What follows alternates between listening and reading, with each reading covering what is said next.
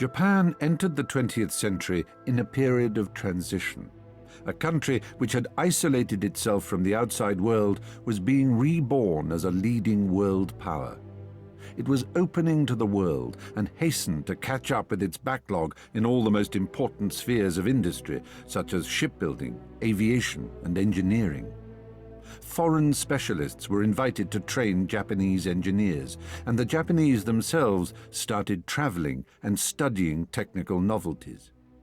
Over several decades, Japan managed to catch up with its backlog in the technical aspect almost from scratch, and to realize itself as a power which should dominate implicitly in the region. As it started to gain power, Japan turned its attention to its neighbors, aiming at expanding its areas of influence and its territories.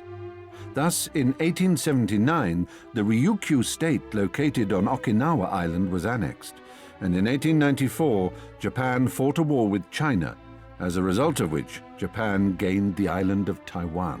Another war over redivision of areas of influence was fought between Japan and Russia in 1904 and 1905, the main result of which was the final annexation of Korea to Japan in 1910. All those wars won at the turn of the century built up the glory of the Japanese army and navy, as well as strengthening the faith of the Japanese in their unconquerable armed forces, and their confidence that Japan should become the largest state in Asia. In 1922, Japan was the first country in the world to launch a ship whose class was strictly determined as aircraft carrier. Shortly after that, aircraft carriers initially built as battleships went into service. All these facts demonstrate the importance of specifically naval aircraft in Japan. As both the Army and Navy possessed their own aircraft in Japan, both of them developed its aircraft quite separately. In fact, these two military forces were completely independent of each other and sometimes had utterly different views on conducting military operations and the location of those actions as well. In 1937, a new war with China began when Japan established control over the northern and central parts of the territory. In response to the war in China and the movement of troops into French Indochina, the USA placed an embargo on oil and metal supply to Japan. These materials were vital for the conduct of military operations, so Japan had to seek out another source. It was quickly found in European colonies in Southeast Asia, which automatically made them the object of military invasion. After the introduction of the embargo, the Japanese headquarters became more and more conscious that conflict with the USA and England was inevitable if the country continued its expansion southwards. And consequently, plans for a preemptive strike began to emerge. One of the possible plans even provided for striking an aircraft carrier blow on the Pearl Harbor naval base located on the Oahu island of Hawaii. However, these plans would only be implemented if peace talks failed and Japan did not succeed in convincing America in the rightness of her position. On April 10, 1941, Japan established the first aircraft carrier fleet comprising 3 divisions of 2 aircraft carriers each. It was the first large formation of aircraft carriers in the world. And on November 16, 1941, 1 century after American military forces put an end to the isolation of Japan, the Japanese First Air Fleet, including 6 aircraft carriers, Akagi, Kaga, Soryu, Hiryu, Shokaku, Zuikaku, left their ports and headed to Hawaii.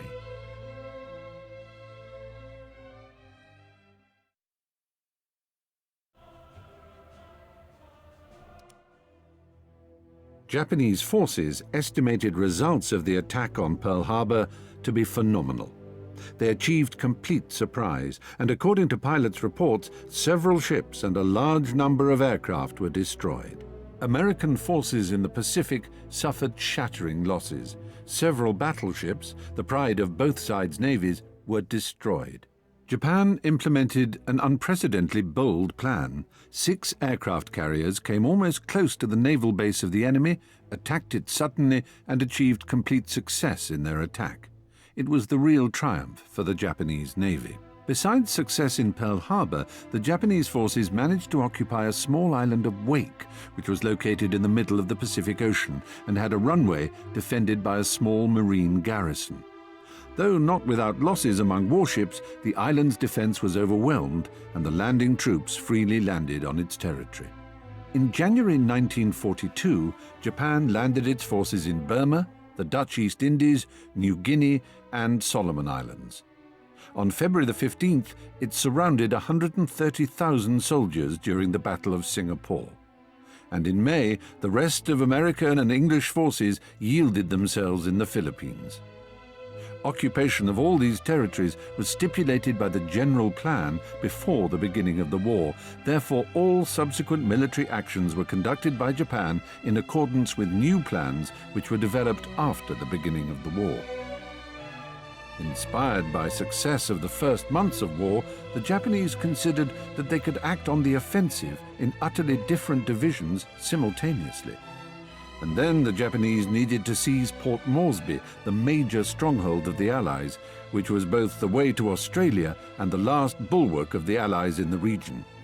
The plans also included occupation of the Tulagi Island, aimed at establishing a float seaplane base there. Japan established several formations for the operation, so each of them could act promptly and independently of others.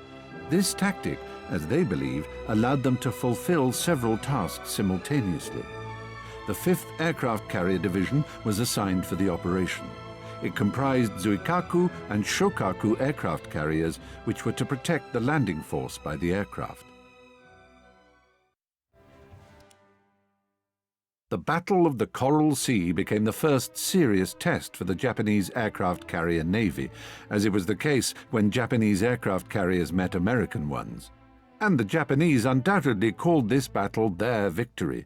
They considered 2 aircraft carriers of the enemy to be probably destroyed. However, after the attack, the covering forces had 2 little planes left, so they had to postpone the landing on Port Moresby itself for an uncertain period of time.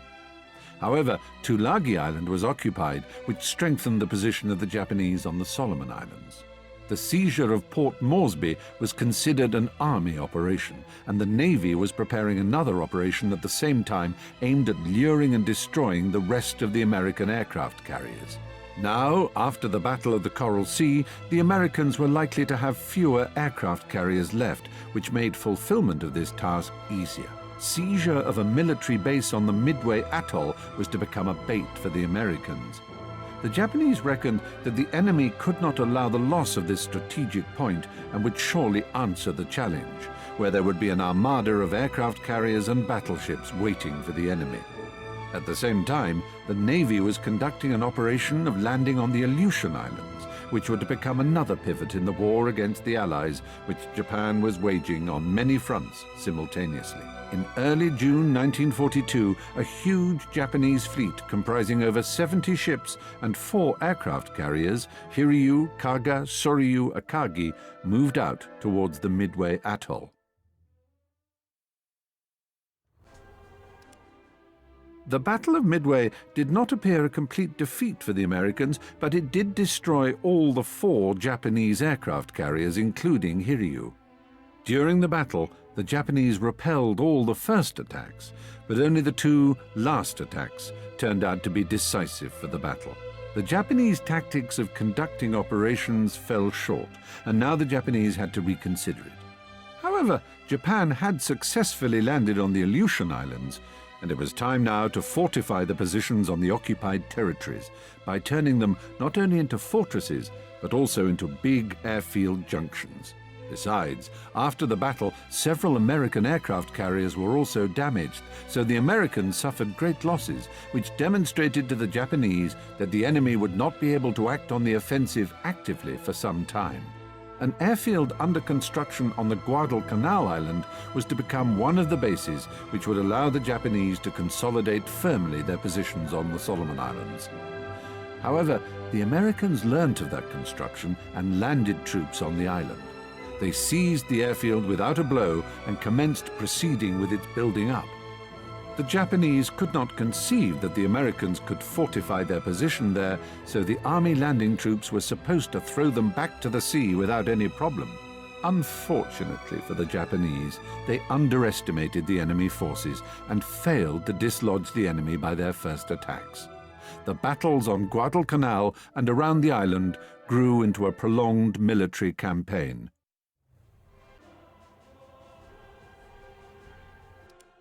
The Marines landed on Guadalcanal on August the 8th. Japanese positions and the airfield were continuously attacked from the air from that moment. Both sides continued to send reinforcements to the island for months. As the scale of the battle continued to grow, it became obvious that the battle for Guadalcanal would forever turn the tide of the war. The campaign involved nearly all branches of the armed forces. Aircraft carriers and other warships exchanged blows. Warplanes from both sides engaged in hour-long dogfights. Infantry fought desperate battles in the disease-ridden jungle. Even a few tanks managed to traverse the virtually impenetrable terrain and join the fray. The Americans fought tooth and nail and eventually gained the upper hand, losing nearly 7,000 men in the campaign. Japanese losses numbered nearly 31,000. Two more carrier battles that took place during the Guadalcanal campaign further exacerbated the Japanese situation. More experienced Navy pilots were irreplaceably lost. A year after Pearl Harbor, less than half of the December 7th veterans were still alive. They were being replaced with novices straight out of flight school. In a single year, Japan experienced an incredible mix of triumph and failure. Carrier-based war, started by Japan, was lost no sooner than it had begun. Even before Pearl Harbor, the US government ordered 6 new Essex-class aircraft carriers. In contrast, the Japanese had only 1 new carrier in the works. They had nothing with which to replace their losses. However, by March 1st, 1943, Japan still occupied vast territories. The Japanese Army and Navy were working on new plans to reverse the course of the war in the Pacific. The war was not over yet.